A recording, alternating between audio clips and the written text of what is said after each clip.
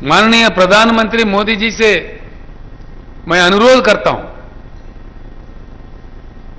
जो कि मैं आपका राजनीतिक सहयोगी हूं, I am your political colleague.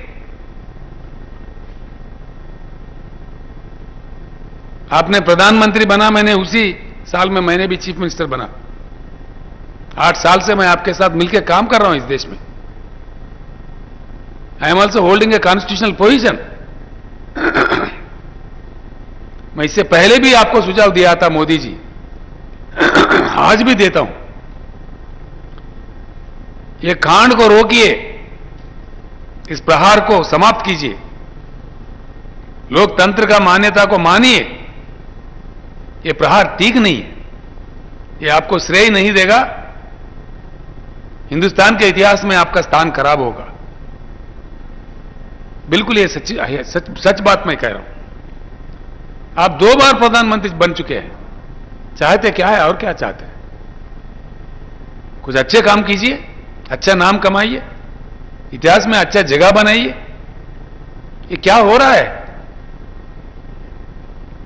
आप खुद कदम उठाइए, इस कांड में जो भी जिम्मेदार है सारे लोगों को गिरफ्तार करवाइए, जांच पड़ताल करवाइए। मैं अनुरोध करता हूं, इस प्रकार से लोकतंत्र का हत्या करते हुए, राज्यों के सरकारों को गिराते हुए, सब लोगों को एक खौफ में, डर में रखते हुए क्या क्या कमाना चाह रहे हैं आप? क्या पाना चाह रहे हैं? भगवान ने आपकी किस्मत में बहुत बड़ा जगह दिया आपको। आप 2 बार इस देश के, इतने महान देश के प्रधानमंत्री बने। ये ठीक नहीं है, अच्छा नहीं है। देश के हित में भी, आपके हित में भी, किसी के हित में भी ये ठीक नहीं है। मैं बड़ा दुख से कह रहा हूं यह बात। कोई भी इंसान 1000 साल के लिए जीने के लिए नहीं आता। हम कितने भी शक्तिमान हो, 100 साल के आगे नहीं जी सकते। क्यों इतना बुरा काम हमको करना चाहिए? क्या कारण है? इस पे एकदम रोक लगना चाहिए। दिन दहाड़े खुलेआम प्रहार कर रहे हैं आपके नाम लेके, आपके गृह मंत्री का नाम लेके। कहां तक ये सही हो सकता है? इसको लगाम लगाइए, रोकिए इसको। देश के पूरे युवाओं से, देश के छात्रों से, देश के बुद्धिजीवियों से, जो लोकतांत्रिक प्रेमी हैं, एक बार याद कीजिए उस महान पुरुष को, जयप्रकाश नारायण को। आज फिर समय आया है। आजादी का जंग जब गांधी जी लड़ रहे थे तो वो बैरिटलर थे, बहुत धनवान थे, वो भी ऐश कर सकते थे अपने जिंदगी को। जवाहरलाल नेहरू भी ऐश कर सकते थे, इतने धनवान आदमी थे। भगत सिंह जी शहीद हुए इस देश के आजादी पाने के लिए। सरदार वल्लभ भाई पटेल कई कुर्बानियां दी। हमारा देश का परंपरा है, संस्कृति है, इतनी गरिमा है भारत का, पूरी दुनिया भर में, विश्व भर में एक जगह है,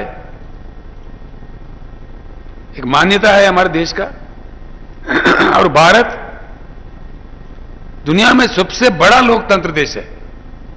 India is the largest democracy of the world.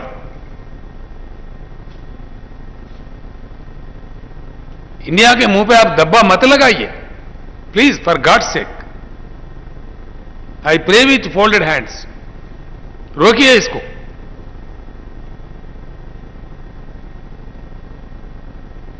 एक निष्पाक्षिक काम कीजिए, जो गलत है उनको गलत बोलिए। ये काम नहीं है, ठीक नहीं है, सॉरी। हमारे स्वतंत्र सेनानी, हमारे पुरखों ने, हमारे बुजुर्गों ने क्या यही चाहा था? जब आजादी की जंग लड़ रहे थे, कुर्बानियां देते हुए, सूली पे चढ़ते हुए, जलियांवाला बाग में गोलियां खाते हुए, उनका यही आशा था? नहीं, बिल्कुल नहीं। भारत के पूरे बुद्धिजीवियों से, पूरे पत्रकारों से, पूरे युवा पीढ़ी से। ये देश आपका है, बचा लीजिए प्लीज। हमारा तो एज हो रहा है, ये आपका देश है, आपका भविष्य का सवाल है। ऐसे कांड को देखते हुए अगर खामोश रह जाए वो भी पाप होगा, आगे के लिए अच्छा नहीं होगा। तो इसलिए हर किसी से, हर बुद्धिजीवी से मैं प्रार्थना करता हूं कि please rise above all and save democracy. Rise above all, save democracy. लोकतंत्र बचे रहे तो आगे हमारा विकास हो सकता है, हमारी स्थिति बदल सकती है। पूरे विश्व के बड़ा आर्थिक शक्ति हम उभर सकते हैं। हमारे पास सब कुछ है, भगवान का, प्रकृति का दिया हुआ। ध्यान उस तरफ जाना चाहिए।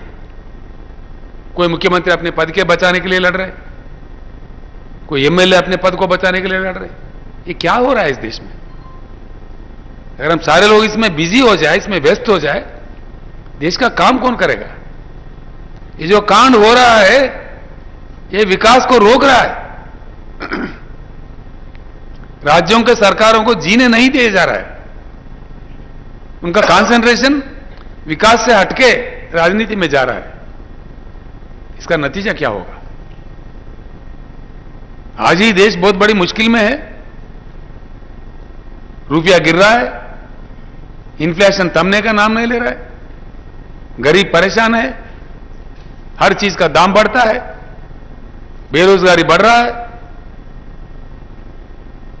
अंतर्राष्ट्रीय स्तर पर जो सूचियां होते हैं उसमें पूरे गिरावट आ रही है। देश का मान्यता कम हो रहा है। फॉरेन एक्सचेंज का पूरा रिजर्व्स गल जा रहा है। उन चीजों पर ध्यान दीजिए ना।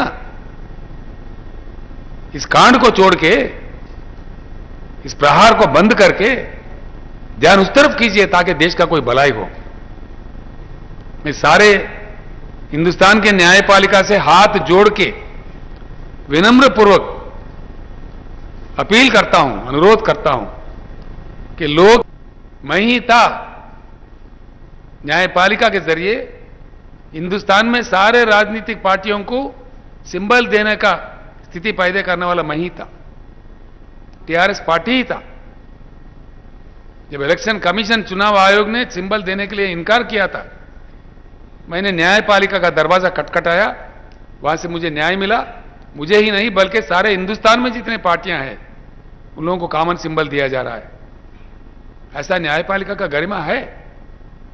देश के भलाई के लिए, देश के जनता के लिए कई अच्छे अच्छे जजमेंट्स आए हैं, अच्छे अच्छे काम हुए हैं न्यायपालिका के जरिए। आज भी मैं पूरा आशा करता हूं इन ताकतों को, लोकतंत्र विरोधी, जनतंत्र विरोधी षड्यंत्र रचने वाले ताकतों पे लगाम लगाया जाए, जिस किसी प्रकार का हो। शासन के अनुसार, संविधान के अनुसार कदम उठाया जाए और इस देश को बचा लिया जाए। बस मेरा इतना ही अनुरोध है। मैं बड़ा दुख से यह बात कह रहा हूं और यह भी कहूंगा, जान गंवाना पड़े कोई बात नहीं, इसमें हम बिल्कुल लड़ पड़ेंगे, जहां तक जाना पड़े जाएंगे। हां ठीक है, कुछ लोगों को जान देने की अगर नौबत आई तो दे देंगे, कोई बात नहीं है, लेकिन चुप्पी नहीं साधेंगे। ये भी बात मैं खुलकर कह रहा हूं। हां बिल्कुल, जल्द से जल्द जितने भी भाई पब्लिक लाइफ में है, मैं प्रयास करूंगा उन लोगों से बात करने का। एक मुहिम जरूर हम शुरू करेंगे। हम इसमें चुप नहीं बैठेंगे। इस देश में लोकतंत्र पब्लिक लाइफ में है, मैं प्रयास करूंगा उन लोगों से बात करने का। एक मुहिम जरूर हम शुरू करेंगे। हम इसमें चुप नहीं बैठेंगे।